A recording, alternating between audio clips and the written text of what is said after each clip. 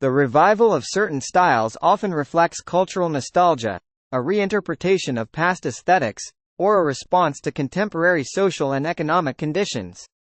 However, some fashion trends, like the enormous starch-filled net garments of the Elizabethan era, face significant barriers to revival in mainstream fashion.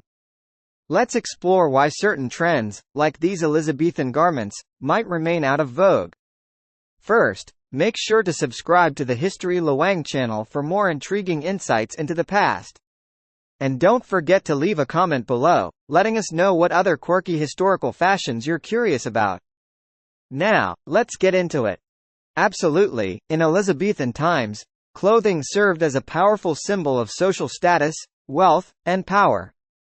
The size and elaborateness of collars and ruffs were indeed initially associated with aristocracy. Wearing these large, ornate collars was a way for the nobility to distinguish themselves from the lower classes and assert their privileged position in society. The ruff, in particular, became synonymous with aristocratic fashion during the Elizabethan era. It was not just a decorative accessory but a status symbol, indicating one's wealth and social standing. The cost of the fabric, the labor required to maintain its shape, and the elaborate designs all contributed to the perception of the wearer as belonging to the upper echelons of society. Moreover, the discomfort and impracticality of wearing such large collars and ruffs further reinforced their association with privilege. The inability to perform manual labor while wearing them and the need for servants to assist with their maintenance highlighted the leisurely lifestyle of the aristocracy. In a society where hierarchical structures were rigidly defined, clothing played a crucial role in signaling one's place within that hierarchy. For the aristocracy, dressing extravagantly was not just a matter of personal taste but a means of asserting their dominance and reinforcing their social position. However, it's worth noting that fashion was not static even in Elizabethan times. As trends evolved and societal norms shifted, the meaning of clothing also changed. What started as a symbol of aristocratic privilege eventually became more widespread, as fashion trends filtered down to the lower classes, albeit in more simplified forms. Overall, the massive collars and ruffs of the Elizabethan era were indeed a reflection of the social dynamics of the time, where clothing served as a powerful tool for signaling status and identity. The practice of adding starch to a ruff to assist in its stiffness began in the Low Countries during the mid-1560s. In 1564, Mistress Dingen van der Plas brought this innovative technique to England. She started training garment makers, English women, and other interested parties in the use of starch to stiffen the fabric of their clothes. Notably, van der Plas's starch was completely transparent, which initially took English citizens by surprise. However, they quickly marveled at the discovery that adding a starch paste to freshly washed ruffs caused them to stand tall and allowed craftsmen to create intricate shapes by painstakingly folding the starched fabric. Wires and boards hidden behind large folds were also used to support such architectural feats. By 1580, ruffs had grown so large they could extend the entire width of a noble person's shoulders, acting almost like parade floats.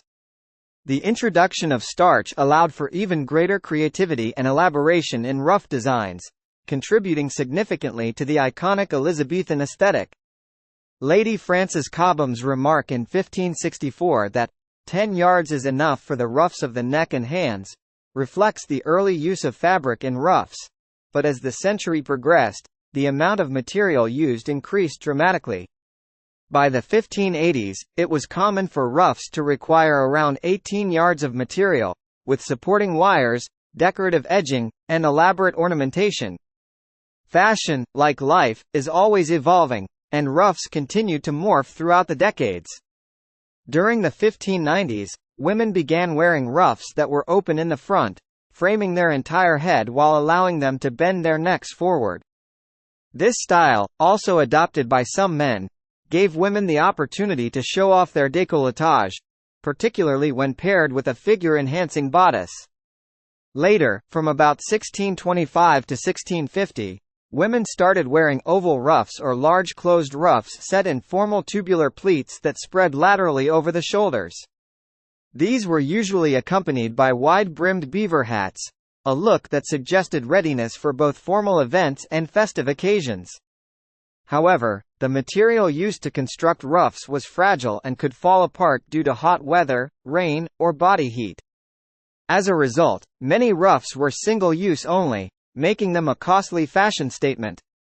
Maintaining the shape and stiffness of these garments required considerable effort and skill, underscoring the wearer's wealth and status. Queen Elizabeth I played a significant role in popularizing and regulating ruffs. She is often associated with the trend of massive collars, not only because the era is named after her but also because she set the fashion standards of the day. Elizabeth even took her influence into the legal realm, banning blue ruffs simply because she disliked the color and attempting to regulate the size of ruffs in public.